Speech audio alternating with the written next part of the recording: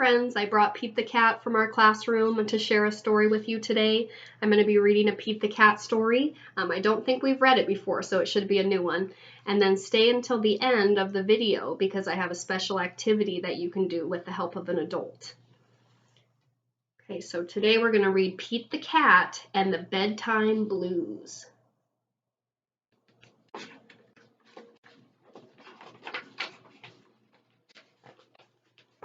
Pete and the gang had a great day. They'd been at the beach, surf and sun and tons of fun.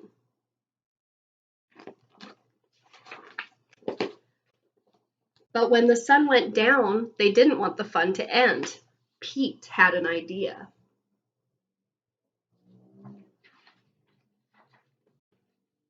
Hey, how about a sleepover? More time for tons of fun. Groovy. Pete's place, let's go. So it looks like he has an alligator for a friend, a frog, a duck, I think, on the motorcycle. The party was far out, but they knew they couldn't stay up all night. The gang decided it was time to say goodnight.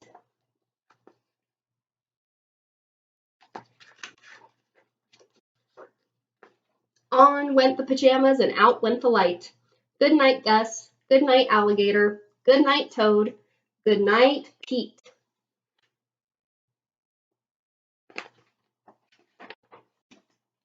Pete was just about to catch some Z's when clap, clap, clap. Who did that? Pete asked. It was me, said Grumpy Toad. I don't want to go to bed.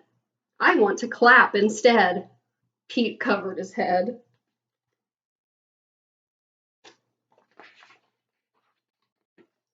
This cool cat needs to go to bed. Good night, Gus. Good night, alligator. Good night, Toad.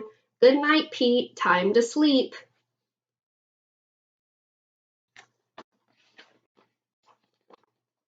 Pete tried again to catch some Z's when rat-a-tat-tat. Who did that? Pete asked.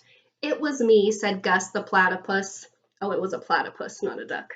I don't want to go to bed. I want to jam instead. He's hitting on the drums.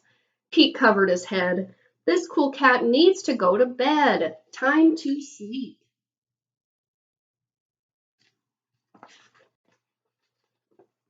Good night, Gus. Good night, alligator. Good night, Toad.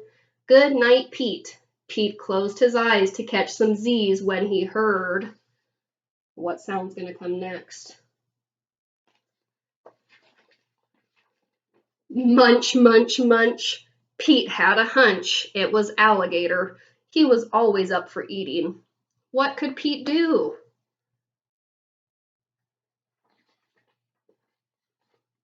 All the clapping, rat-a-tat-tatting, and munching was giving him the bedtime blues. Pete had a groovy idea.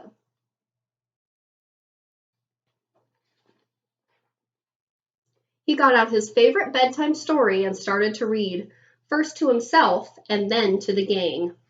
The name of the book is Pete the Cat and 10 Little Monsters.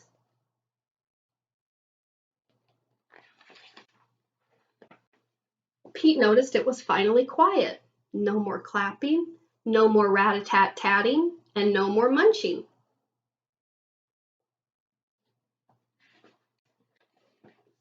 They all settled down. No one made a sound. Have you ever had a hard time falling asleep and then someone reads you a bedtime story or you look at a book and it calms you down? I've done that before. Pete yawned and turned off the light. Good night, sleep tight. Time to catch some Z's. Everybody's fast asleep.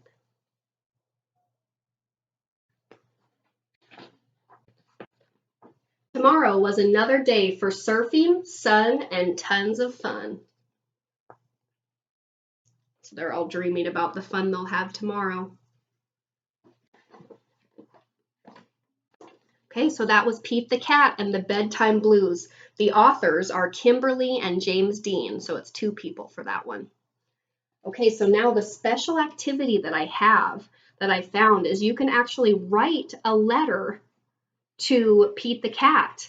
So if you get a card and an envelope and a stamp and have an adult help you, you can write him a letter. So this is a great time to practice using your sight words and you're sounding out your letters to ask him a question or maybe tell him how much we like his books in our classroom. So I'm going to show you a picture of the address and I'm also going to read it. So you can pause it and make sure that mom or dad or whoever can help you write a letter sees the address. Okay, so here it is. Make sure to get it close. Okay, and then I'm also going to read it. So you address the letter to Pete the cat, and then the address is 2126 East Victory Drive, number 112, Savannah, Georgia. Savannah, Georgia, 31404. Okay, so that's the address. You can actually write him a letter.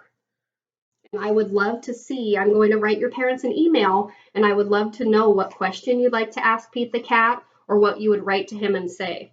Okay, so I'll be looking out for your responses. Check back next week for a new video. I'm thinking about you guys every day, and I hope to see you all soon. Bye.